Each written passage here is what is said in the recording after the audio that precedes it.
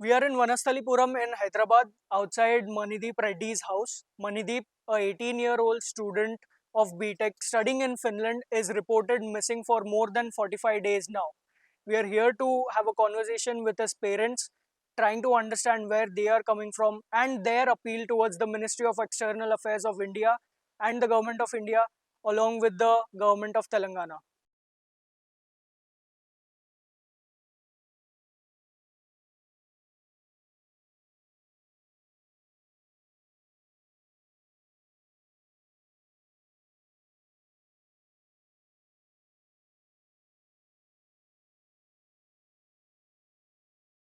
ఒక Indian student foreign కంట్రీలో miss అయ్యిండు 15 days మే 11th నుంచి ఇప్పటి వరకు 2 months అవుతున్నా కానీ బాబు ఆచూకీ తెలవలేదు అనడం ఎంతవరకు సమస్య ఏమో నాకు అర్థం కావట్లేదు.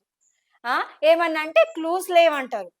పోలీసు వాళ్ళ వల్ల కాలేదు అని చెప్పి నేషనల్ బ్యూరోకి ఇది ఫార్వర్డ్ చేస్తే నేషనల్ బ్యూరో కూడా మాకు క్లూస్ ఏమీ దొరకట్లేదు అని చెప్పడం ఎంతవరకు కరెక్ట్? అసలు ఏం ఇన్వెస్టిగేషన్ చేస్తున్నారు మీరు? సీసీ కెమెరాలు తీసారా, ఇన్వెస్టిగేషన్ చేశారా, కాల్ హిస్టరీ తీసారా అని ఎన్ని మెయిల్స్ ఎన్ని కాల్స్ చేస్తే కాల్స్ చేయకండి మేడం మాకు మెయిల్స్ పెట్టండి అని అంటున్నారు. మెయిల్స్ పెడితే ఇమీడియట్లీ మాకు రెస్పాన్స్ లేదు, రిప్లై ఇవ్వరు. ఇప్పుడు మేము మండే రోజు అడిగితే ఫ్రైడేకి రిప్లై ఇస్తారు మాకు. మన ఫ్రైడే రోజు ఏం చెప్పారు? కాల్ హిస్టరీ తీసాము, కాల్ హిస్టరీలో ఏమీ లేదు, అసలు మీ బాబు దగ్గర ఏం మూమెంట్స్ లేదు, ఏం లేవు అని అంటున్నారు. అసలు నాకు తెలియక అర్థం కాక అడుగుతున్నాను నేను, మా బాబు హెల్సింకి ఎందుకు వెళ్ళాడు? వెళ్తే ఎక్కడికి వెళ్ళాడు? మాయమైపోతాడా?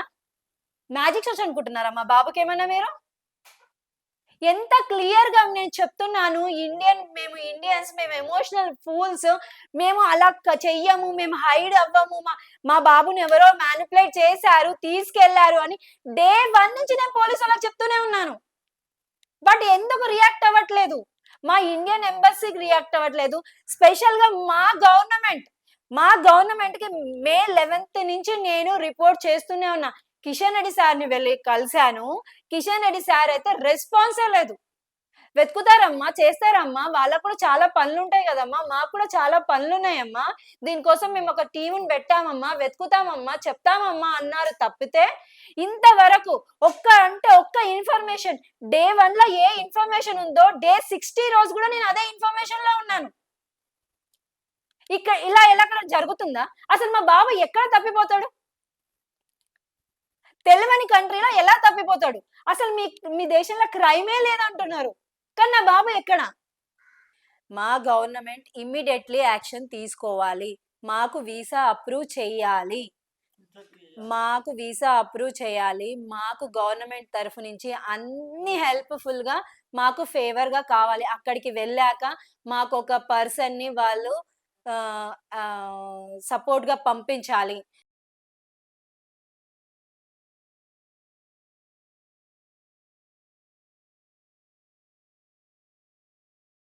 నేను కోర్టులో అడిగేది ఏముందంటే, అక్కడ ఫిన్లాండ్ వాళ్ళకు మా బాబు గురించి అసలు ఎక్కడుండు ఇన్ని రోజులు 60 రోజులు అవుతుంది పోయి, అసలు ఒక్కనాడన్న ఇన్ఫర్మేషన్ లేదు. అసలు ఫిన్లాండ్ పోలీసులు పట్టించుకుంటలేరా? అసలు ఇన్ని రోజులు 60 రోజులు అవుతుంటే అసలు వాళ్ళు ఉన్నారా లేరా? మా బాబు ఎక్కడున్న తొందరగా మాకు తెచ్చియండి ప్లీజ్.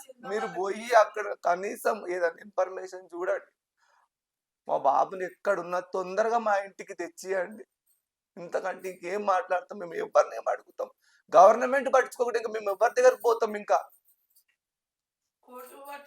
కోర్టుకు పోయినాం ఆల్రెడీ. ఆ కోర్టు ఏం చెప్పట్లేదు. ఆ కోర్టు ద్వారా మాకు తొందరగా తెలిస్తే ఇన్ని రోజుల 60 రోజులు అవుతుంది మా బాబు పోయి. చూడండి, మా బాబుని తొందరగా మాకు తెచ్చిమని మన గవర్నమెంట్ రిక్వెస్ట్ చెప్తున్నాం. ఆ కిషన్ రెడ్డికి చెప్తున్నాం. క్యాబినెట్ మినిస్టర్ కంటే ఇంకెవరు ఎక్కువ ఉంటారు? క్యాబినెట్ మినిస్టర్ పట్టించుకోవాలి, చెప్పాలి, గవర్నమెంట్ చెప్పాలి. అరే మా తెలంగాణ అబ్బాయి ఇట్లా మిస్ అయిందని తెలియదు ఆయనకు. జయశంకర్ సార్ చెప్పాలి పోయి. ఇన్నోళ్ళు ఎవరున్నారు ఇంకీడ? కిషన్ రెడ్డి సార్ మీకు దయచేసి నమస్కారం చేసి చెప్తున్నా, మా బాబు ఎక్కడున్నా తొందరగా ఆ ఫిన్లాండ్ ఎంబాసీకి ఫోన్ చేసి తొందరగా మా బాబుది ఆచూకు చెప్పమనండి సార్ ప్లీజ్. ఇంతకంటే మేము రిక్వెస్ట్ ఇంకేం చేయలేము ఇంకా.